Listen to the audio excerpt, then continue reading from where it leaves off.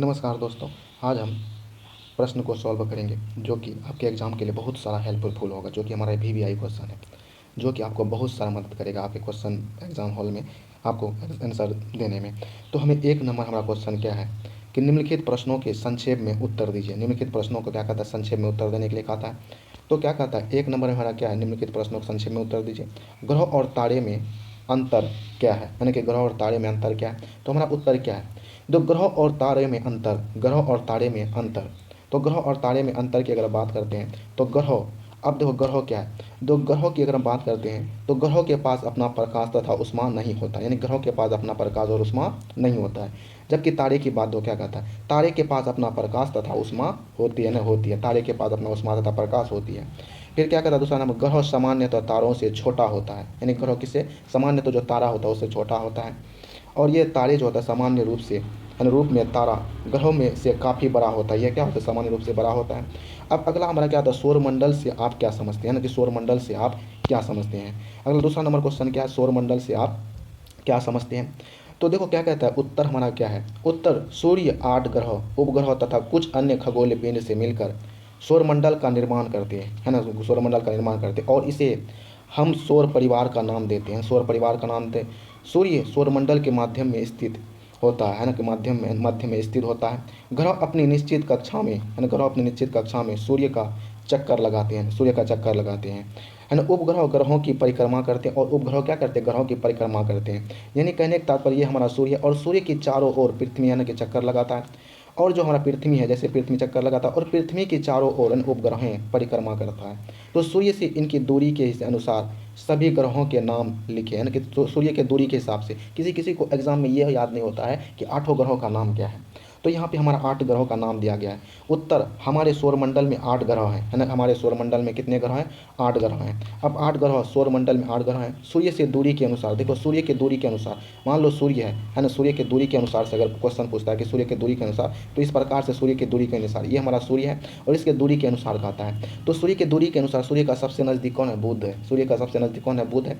दूसरा नंबर में क्या है, शुक्र आता है, जिसको पृथ्वी का बहन भी कहा जाता है। तीसरा नंबर में हमारा पृथ्वी आता है। उसके बाद चौथा नंबर में हमारा क्या है, मंगल है। और पाँचवा नंबर में बृहस्पति और मतलब छठा नंबर में शनि और सातवें नंबर में हमारा यूरेनस, यानी कि सातवें नंबर में यूरेनस आता है। और एक ग्रह है जो कि हमारा 8वें नंबर पर क्या है, 8वां नंबर पर हमारा नेपच्यून है। 8वां नंबर पर क्या है, नेपच्यून है।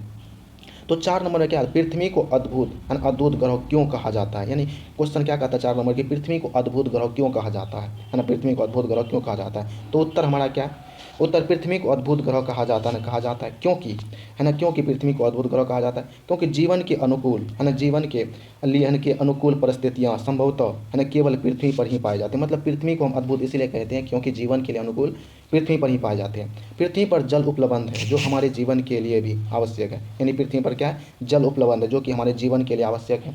पृथ्वी पर जीवनदायी ऑक्सीजन गैस और ओजोन परत पाई जाती है, यानी जीवनदायी ऑक्सीजन गैस है और ओजोन परत भी पाई जाती है। तो अगला हमारा क्या, हम हमेशा चंद्रमा के एक ही, है ना, भाग को क्यों देख पाते हैं। हम हमेशा चंद्रमा को एक ही भाग, इस प्रकार से क्वेश्चन पूछ सकता है कि आपको कि हम चंद्रमा को हमेशा एक ही भाग को क्यों देख पाते हैं। तो उस प्रकार से हमारे अगर पढ़ा होगा तो आपको जवाब देने में मतलब अच्छे होगा। तो देखो उत्तर में क्या कहता है, चंद्रमा लगभग 27 दिनों में पृथ्वी का एक चक्कर पूरा करता है। यह अपनी ध्रुवी पर एक पूरे चक्कर में, है ना, मतलब क्या था, चक्कर में भी उतना ही समय लेता है। इस प्रकार यह दोनों प्रकार की, प्रकार की गतियाँ को पूरा करने में समान तय क्या था, समान समय लेता है। यही कारण है कि हम चंद्रमा का एक ही भाग को देख पाते हैं। यानी क्या कहता है, कहता है क्या कि चंद्रमा लगभग 27 दिनों में, है ना, 27 दिनों में पृथ्वी का एक चक्कर पूरा करता है। यही यानी कि यह अपनी ध्रुवों पर भी एक पूरे चक्कर में भी इतना ही समय लेता है। इस प्रकार यह दोनों, है ना, पृथ्वी की गतियों को पूरा करने में समान समय लेता है। यही कारण है कि हम चंद्रमा का एक ही भाग क्या करते हैं, देख पाते हैं। अब क्या कहते हैं, ब्रह्मांड क्या है, क्वेश्चन क्या है, ब्रह्मांड, है ना, ब्रह्मांड के बारे में पूछा गया, ब्रह्मांड क्या है। उत्तर में हमारा क्या है, करोड़ों तारे, बादलों तथा गैसों की एक प्रणाली आकाशगंगा है। इस प्रकार की लाखों आकाशगंगाएं, है ना, मिलकर ब्रह्मांड का निर्माण करती है। ब्रह्मांड की विशालता की कल्पना करना अत्यधिक कठिन है। हम सभी इसी ब्रह्मांड का हिस्सा है ना, सभी इसी ब्रह्मांड का क्या है, हिस्सा है ना, हम सभी इसी ब्रह्मांड का हिस्सा है। अगला हमारा क्या कहता है, अगला हमारा कहता है कि सही उत्तर चिन्हित कीजिए, है ना, सही उत्तर। दूसरा नंबर हमारा सही उत्तर चिन्हित करने के लिए कहता है, जिस प्रकार से आपके एग्जाम में आएगा। किस ग्रह को पृथ्वी से जुड़वा है ना, कि जुड़वा ग्रह के नाम से जाने जाते हैं। हमने पृथ्वी से जुड़वा ग्रह के नाम से जाना था। ये हमारा क्या ऑब्जेक्टिव क्वेश्चन है। कौन सा क्वेश्चन है? ये हमारा ऑब्जेक्टिव क्वेश्चन है। कहता है किस ग्रहों को पृथ्वी के जुड़वा ग्रह के नाम से जाना जाता है। तो हम मैंने कि एक कौन नंबर क्या ब्रह्मपुत्र है, शनि है, शुक्र है। तो हम किसको पृथ्वी का जुड़वा ग्रह के नाम से जाना जाता है ना, जुड़वा ग्रह। तो हमारा कौन सा क्वेश्चन है? तो हमारा है शुक्र, है ना। जो हमारा शुक्र है, यह इसको हम पृथ्वी का जुड़वा ग्रह कहते हैं, क्योंकि इसको भी हम नहीं कह सकते हैं, ये भी हम नहीं कह सकते। तो पृथ्वी का जुड़वा ग्रह कौन है? शुक्र है। अगला अगला क्या था? सूर्य से तीसरा सबसे नज़दीक ग्रह कौन सा है? यानी सूर्य से तीसरा, हमने पढ़ा था सूर्य से तीसरा, ये हमारा सूर्य है। इससे सूर्य से तीसरा नज़दीक का ग्रह क्या है? पहले क्या है? पहले हमारा बुध है, फिर हमारा शुक्र है, फिर हमारा क्या है ना, पृथ्वी है। तो हमारा सूर्य से नज़दीक का ग्रह कौन हो सकता है? पृथ्वी हो सकता है। तो अब यहाँ देखो कौन नंबर में क्या है? शुक्र है। तो ये हमारा क्या है? गलत है। कौन नंबर में क्या है? कौन नंबर में हमारा शुक्र है, तो ये गलत है ना। कौन नंबर में शुक्र, तो ये हमारा क्या गलत है। और खौ नंबर में देखो क्या कहता है? खौ नंबर में हमारा क्या? पृथ्वी है, ये हमारा सही है। बुध भी हमारे लिए क्या गलत है, क्योंकि यह दूसरा है ना, क्या फर्स्ट ग्रह, पहला ग्रह है। अगला क्या कहता है? सभी ग्रह सूर्य के चारों ओर किस प्रकार के पथ पर चक्कर लगाते हैं? सभी ग्रह सूर्य के चारों ओर किस प्रकार के पथ पर चक्कर लगाते हैं?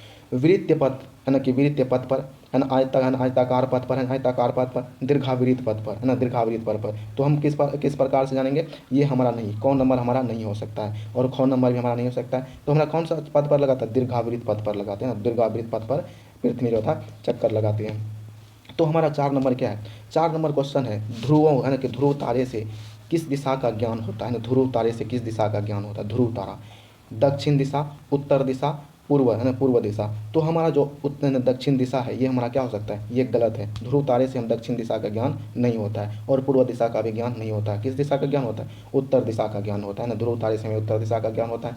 अगला हमारा क्या है? क्षुद्र ग्रह किन कक्षाओं के बीच पाए जाते हैं? यानी क्वेश्चन क्या पूछा है कि क्षुद्र ग्रह किन कक्षाओं के बीच पाया जाता है। तो क्षुद्र ग्रह जो हमारा ग्रह है, ये सब के बीच जैसे हम बात करते हैं, बुध है ना, शुक्र है ना, बुध है, शुक्र है, पृथ्वी है, मंगल है, उसके बाद हमारा बृहस्पति है ना, बृहस्पति है, शनि है ना, ये सब यूरेनस है। ये सब जो ग्रह है, इसी के बीच हमारा कौन सा ग्रह पाया जाता है? यहीं पे बीच जो था क्षुद्र ग्रह पाया जाता है, इसी के बीच, यानी कि ये दोनों के बीच, यानी कि मंगल और बृहस्पति के बीच जो था हमारा क्षुद्र ग्रह पट्टी पाया जाता है। तो शनि एवं बृहस्पति के बीच, शनि एवं बृहस्पति के बीच हमारा नहीं हो सकता। शनि और बृहस्पति यहाँ इसके बीच नहीं हो सकता। मंगल एवं बृहस्पति, है ना, मंगल और बृहस्पति के बीच ये पाए जाते हैं। पृथ्वी एवं मंगल, है ना, मंगल, ये हमारा नहीं हो सकता है ना, ये हमारा नहीं हो सकता है। इस प्रकार से यहाँ पे उत्तर भी दिया गया है, इसका उत्तर भी दिया गया, शुक्र, पृथ्वी, दीर्घावृत्ताकार पथ, उत्तर, है ना, मंगल एवं, है ना, बृहस्पति, है ना, मंगल एवं बृहस्पति। अगला हमारा क्या? खाली स्थान को भरने के लिए कहता है। खाली स्थान का एक समूह जो कि विभिन्न प्रतिरूपों का निर्माण करता है, उसे कहते हैं। तारों की एक बहुत बड़ी प्रणाली को कहा जाता है। तो एक बहुवचन कहता, तो इसके बारे में बात करते हैं। फिर हम यहाँ क्या कहते हैं? पृथ्वी के सबसे करीब, है ना, पृथ्वी का सबसे करीब कौन है? पृथ्वी का सबसे करीब जो हमारा है, वो हमारा क्या है? चंद्रमा है। चंद्रमा पृथ्वी का, यह देखो, चंद्रमा पृथ्वी का सबसे करीब है। और 1 नंबर का तारोमंडल है, और 2 नंबर का आकाशगंगा है। फिर 4 नंबर क्या था? सूर्य से तीसरा सबसे नज़दीक ग्रह, सूर्य से पृथ्वी है, तीसरा सबसे नज़दीक, हमारा ऑब्जेक्टिव में भी था। ग्रहों के पास अपनी उष्मा तथा प्रकाश होती है ना। ग्रहों के पास क्या होता है? अपना उष्मा तथा प्रकाश होती है ना, उष्मा तथा प्रकाश होती है। तो इस प्रकार से ये चैप्टर हमारा खत्म हो गया। फिर हम अगला चैप्टर में जाएंगे। तो आप इस चैनल को सब्सक्राइब कर लीजिए, ताकि आपको अच्छे अच्छे वीडियो और जो था एग्ज़ाम्स से रिलेटेड पॉइंट मिल सके, जो कि आप एग्ज़ाम में अच्छे कर पाएँ। Thank you.